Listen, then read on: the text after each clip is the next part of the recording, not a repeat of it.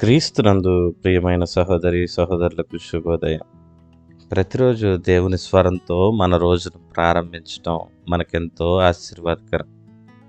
ఈ ప్రభాత మేల్కొల్పు అనే అనుదిన ఆధ్యాత్మిక ప్రయాణంలో ఈరోజు మరో అడుగు ముందుకు వేద్దాం.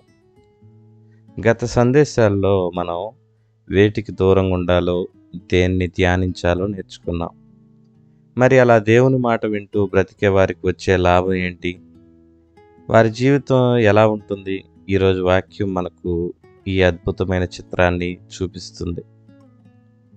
పరిశుద్ధ గ్రంథం నుండి కీర్తనలు 1వ అధ్యాయం 3వ వచనం చదువుకుందాం. అతడు నీటి కాలువల యోరన నాటబడినదై ఆకు వాడక తన కాలమందు ఫలమిచ్చు చెట్టు వలె నుండును.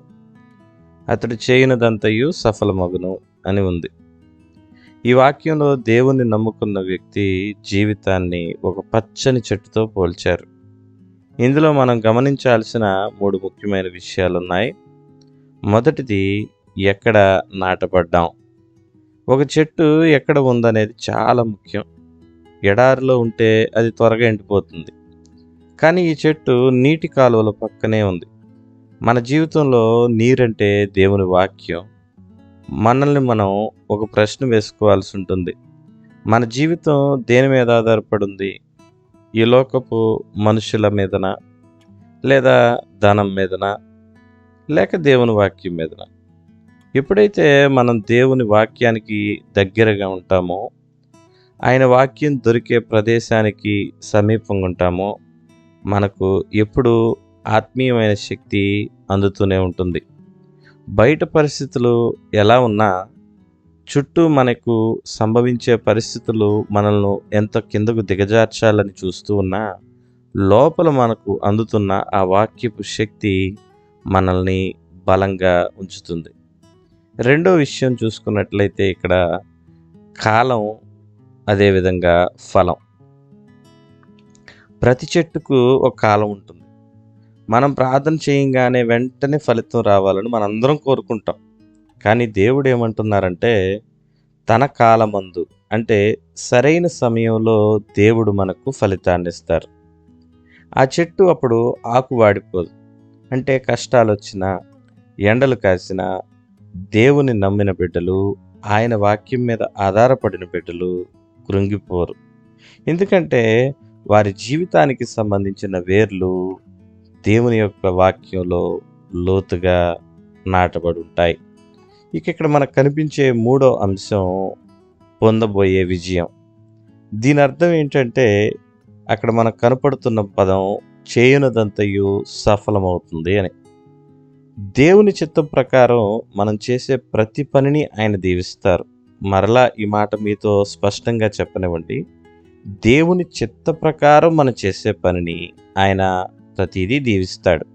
మనం దేవుని వాక్యంలో ఉన్నప్పుడు మనకు వచ్చే ఆలోచనలు, మనం చేసే పనులు, మనం తీసుకునే నిర్ణయాలు అన్నీ కూడా ఆయన చిత్త ప్రకారం ఉంటాయి.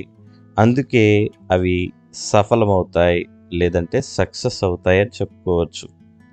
ప్రియ స్నేహితులారా, మన చుట్టూ ఉన్న లోకాన్ని ఒక్కసారి చూద్దాం. చాలామంది కొంచెం జీవితంలో కష్టం రాగానే వారి జీవితంలో దేవుణ్ణి విడిచిపెట్టి వెళ్ళిపోతుంటారు, నిరాశపడిపోతుంటారు. దేవుడు ఉన్నాడా అనే ప్రశ్న వేస్తూ ఉంటారు.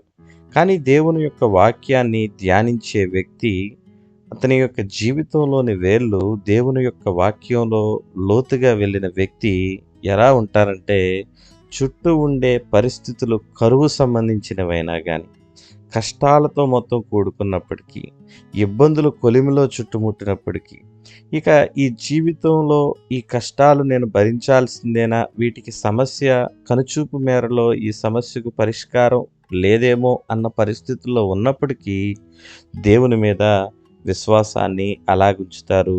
భయపడి వెనక్కి తిరిగి వెళ్ళరు. మనందరం ఒక చిన్న ఆలోచన చేద్దాం. మన ప్రార్థనా జీవితం, మన వాక్య పఠనం ఎలా ఉన్నాయి అని ప్రశ్నించుకుందాం. కేవలం ఆదివారం మాత్రమే మనం దేవుని దగ్గరికి వెళ్ళే వ్యక్తుల కింద ఉంటే మనం నీటి కాలువ ప్రక్కన ఉన్నట్లు కానే కాదు. మనం ప్రతిరోజు అనుక్షణం దేవుని వాక్యం నుండి శక్తిని పొందుకుంటూ ఉండాలి. అప్పుడే మన ఆకులు వాడిపోవు, మన ముఖంలో ఆనందం తగ్గదు. మన జీవితంలో విశ్వాసం తగ్గదు. మన పనుల్లో దేవుని యొక్క దీవెన ఇతరులకు కనిపిస్తూ ఉంటుంది. ప్రార్థన చేసుకుందామా? ప్రేమగల మా తండ్రి, ఈ ఉదయం మాకిచ్చిన ఈ అద్భుతమైన వాగ్దానం కొరకు వందనాలు. మేము నీటి కాలువ ప్రక్కన నాటబడిన చెట్టులాగా ఉండాలని కోరుకుంటున్నాం. లోకపు ఎండలకు మేము ఎండిపోకుండా నీ వాక్యమనే నీటి ద్వారా మమ్మల్ని ఎప్పుడూ పచ్చగా ఉంచండి స్వామి. మేము చేసే ప్రతి పనిని మీరు దీవించండి, వాటిని సఫలపరచండి. ఈ రోజంతా నీ ప్రసన్నత మాకు తోడుగా ఉంచమని యేసునామములో అడిగి వేడుకుంటున్నాము తండ్రి. ఆమెన్. ప్రభు చిత్తమైతే రేపటి ఉదయం మరో శక్తివంతమైన వాక్యంతో మళ్ళీ కలుద్దాం. రోజంతా దేవుని స్వరాన్ని అనుభవించడానికి ఉపయోగపడే ఈ సందేశాలని ఇతరులకు షేర్ చేయడం మర్చిపోకండి.